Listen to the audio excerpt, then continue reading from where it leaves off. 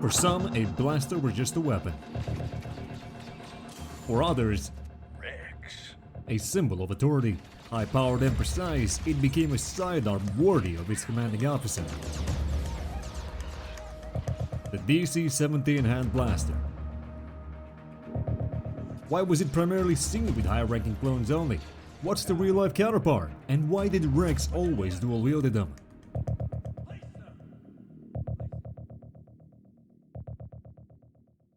As we've come to expect, this is yet another Blaster classic. Priced at around 1000 credits per unit, just 500 less than DC-15S, it was never meant for every clone. This was a weapon reserved for officers, special forces, or crews. Its purpose was simple: to serve as a sidearm, a quick backup when the primary ran dry, because switching to your sidearm is always faster than reloading. Yet, some clones chose to use the DC-17 differently, and one clone in particular changed the role so completely it turned the pistol into a symbol. When it comes to specifications, there are a few things worth noting about this blaster. The DC-17 was classified as a heavy blaster pistol, and for good reason. Heavy blaster pistols are essentially countdown rifles, small but still carrying that rifle-grade firepower.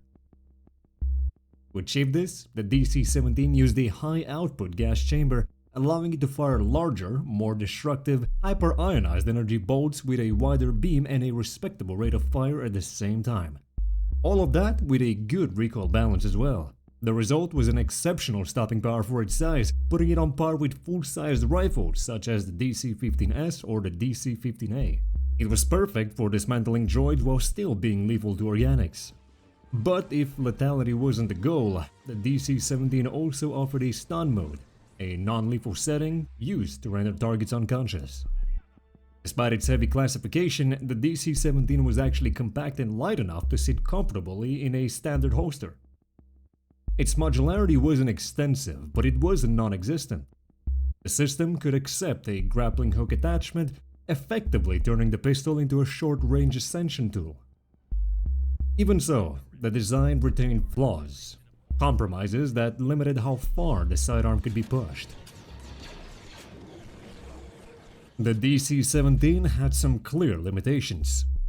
Its power pack was low capacity, roughly 50 shots before needing replacement versus the DC-15's capacity measured in the hundreds. Range was another weakness. While deadly up close, the pistol was outmatched at distance by full-sized rifles.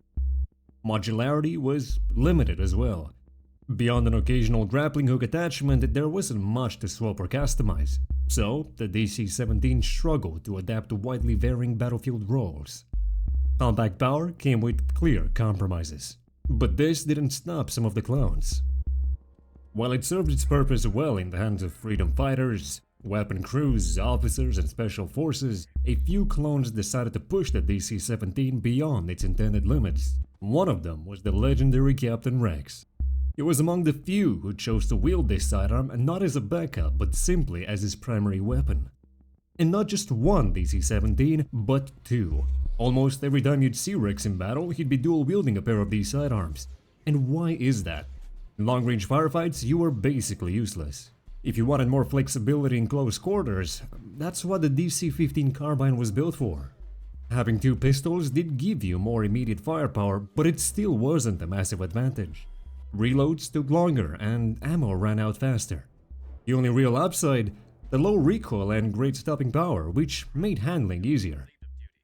In the end, it likely just comes down to the rule of cool, and a bit of plot armor sprinkled in between. It became a symbol of his individuality, a visual cue that Rex wasn't just another trooper. The closest real-world analog to the DC-17 is the Desert Eagle. Developed by Magnum Research Incorporated with the first finished pistols produced by Israeli weapons manufacturer IMI. And it's easy to see why. Chambered for the massive 50 Action Express, the Desert Eagle delivers incredible stopping power for a handgun, much like the DC-17's heavy blaster output. In design and feel, the pistol was likely a major inspiration for the 17. Although the difference is practical. The Desert Eagle produces substantial recoil and fires relatively slowly, while the DC-17 by contrast keeps the recoil manageable and rate of fire high. It's the fantasy answer to a very real, very punishing handgun. While not as impactful in the war effort as the DC-15, it remained the preferred choice for a number of clones. And under Captain Rex, it became an iconic weapon within the universe. High damage in a small silhouette, it did the job and then some. This was the DC-17 Hand Blaster.